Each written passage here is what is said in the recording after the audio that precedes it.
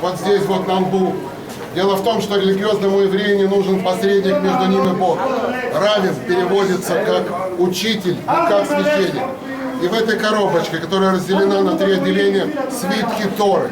Говоря современным языком, это такой проводник, провайдер к Богу. Он молится, проходит через Тору и попадает прямо в уши Всевышнего.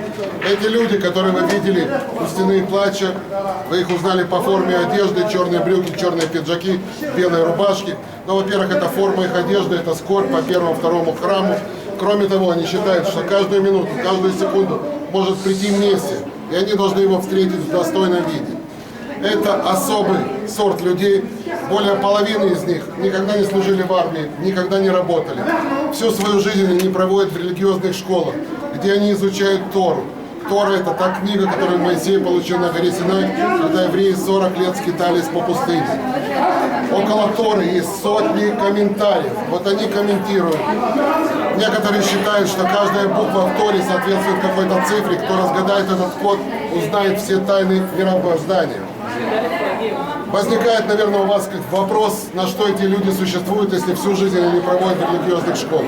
Мы работаем, платим налоги, а им государство платит пособие. Чем больше детей, тем больше пособия.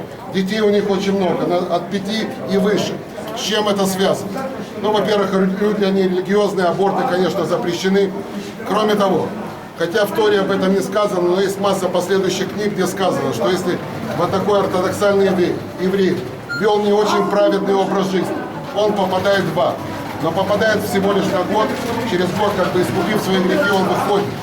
Но чем больше людей за него молятся, тем он раньше может выйти по УДО, условно-досрочное освобождение.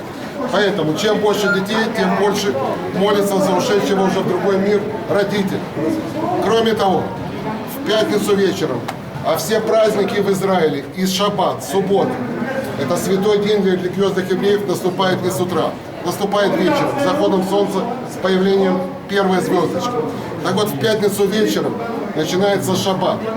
Кстати, он встречается очень красиво, это вся семья собирается за столом, дедушки, бабушки, папа, мамы, дети. Белая скатерть, нарядная посуда, женщина зажигает свечи перед шаббатом, мужчина должен выпить несколько рюмок вина.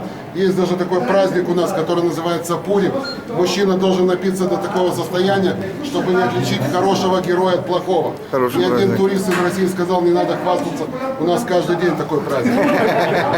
Так вот, что богоугодно делать в этот день? Ну, конечно, молиться, думать о Боге и делать детей. Бог сказал, плодитесь и размножайтесь. Мужчины, не подумайте, что только в субботу, во все остальные дни тоже это можно делать, но в субботу особенно Бога угодно. Поэтому у них от 5 и выше. И на каждого ребенка они получают пособие. Сказать, что они живут богато, конечно, это не так. Я вам для примера просто скажу, что семья из 4 человек, допустим, папа, мама, 2 детей, молодая семья, получает где-то в районе $1000. $1000 для Израиля это не деньги. То есть хватает на скромную еду, оплату коммунальных услуг. Но это тот выбор, который они сделали для себя. Это их жизнь. Сказать, что она легкая, это не так. Если у вас всего лишь 10 заповедей, у них 613. 613 заповедей, правда, около 200 относятся к первому и второму Иерусалимскому храму. Они не действительны, но более 300 запрещающих. То есть вся жизнь очень регламентирована. Наступает шаббат, нельзя смотреть телевизор, нельзя ездить на машине, ничего нельзя делать, никакой работы. Только молиться, делать детей, думать о Боге и кушать вкусную еду. Масса запретов. Кошерная пища, наверное, вы слышали, что это такое определенная пища, которую можно принимать.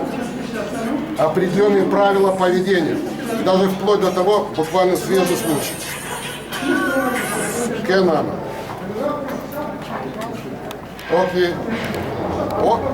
От кама такой.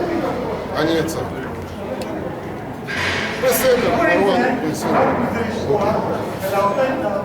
Буквально вчерашний случай, то, что я слышал по телевизору. Человек приехал из Советского Союза и ударился в религию, стал религиозным человеком, женился. Появилось у него 2 детей.